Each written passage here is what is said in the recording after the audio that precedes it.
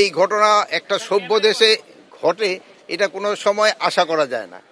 তো এটার জন্য যারা ইসে দায়ী এদের কিন্তু আমরা আইনের আওতায় অলরেডি 5 জন, গত রাত্রে একজন ধরা হয়েছে, এর আগেও 2 জনকে হাতিয়ার সহ র্যাব ধরছে, 2 জনরে এই মেট্রোপলিটন পুলিশ ধরছে, আরও একজনরে রাত্রে মেট্রোপলিটন পুলিশ ধরছে, এবং ডিবি টিমগুলি বিভিন্ন জায়গায় কর্মরত আছে, এবং অন্যান্য যারা আছে সবাই যেন আইনের আওতায় নিয়ে আসা হয়, সবাই যেন আইনের আওতায়।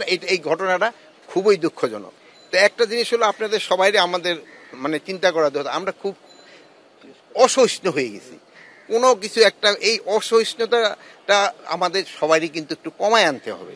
এটা কিন্তু এই নীতি নির্ধারক আমাদের সবারই দায়ী রয়ে গেছে। আমরা আমাদের ছেলে মেয়েদের, আপনারা আপনাদের ছেলে মেয়েদের, ক্লাসের কলেজের শিক্ষকরা আছে, ইউনিভার্সিটি শিক্ষকরা আছে, সবাই এইটা একটা দায়িত্ব, স্কুলের শিক্ষকরা আছে, দেন ডাক্তার আছে, সমাজের আমার মনে হয় সব শ্রেণী এটার সাথে যদি একটুই হয়, সবাই সহযোগিতা করে, এই অসহিষ্ণুতা একটু কমায় আনতে হবে। কিন্তু অধিকতর তদন্ত তো কোনো, এখন তো আসামিদের ধরা হচ্ছে, আইনটা যেন নিজের হাতে তুলে না নেয়।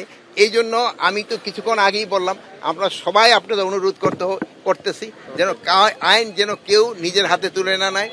কোনো ঘটনা ঘটলে এটা যেন আইন শৃঙ্খলা বাহিনীর কাছে জানানো হয়, এবং আইন শৃঙ্খলা বাহিনী এইটার ব্যবস্থা নেই। যদি বলেন যে নির্লিপ্ত ভূমিকা পালন করলে তো এই 5 জনকে ধরা হইতো। ধরেন আপনি বলেন যে আইনি, যে গতকালকে আপনার একটা ঘটনা জানেন যে কাঠমান্ডুর বিমানটা ফেরত আসছে, ওই যেই মহিলা টেলিফোন করছে ওই মহিলারা কিন্তু আইনের আওতায় অলরেডি নিয়ে আসা হয়েছে, অলরেডি কিন্তু আইনে, এবং তারে যে পরামর্শ দিচ্ছে তারও কিন্তু আইনের আওতায় নিয়ে আসা হচ্ছে, এবং তার সাথে যে সহযোগিতা করছে তারও আইনের আওতায় নিয়ে আসা হয়েছে। আপনি যদি ধরেন যে চাঁদপুরের একটা ঘটনা ঘটছে, ওইটাও কিন্তু যেই ঘটাইছে তারে কিন্তু সাথে সাথেই কিন্তু আইনের আওতায় নিয়ে আসা হচ্ছে। এই যে নির্লিপ্ততা, এটা আমি বলবো না, অনেক সময় 2-1 জায়গায় হয়তো একটু ডিলে হতে পারে, এটা হয়তো হইতে পারে, কিন্তু যেই সময় হচ্ছে আমরা কিন্তু সাথে সাথেই অ্যাকশন নিয়ে যাচ্ছি, এবং এটার ক্ষেত্রে আপনাদের সহযোগিতাটা পাচ্ছি, এবং আপনারা আমাদের সবসময় সহযোগিতা করে যাচ্ছেন। এই সহযোগিতাটা আপনারা সবসময় বজায় রাখবেন।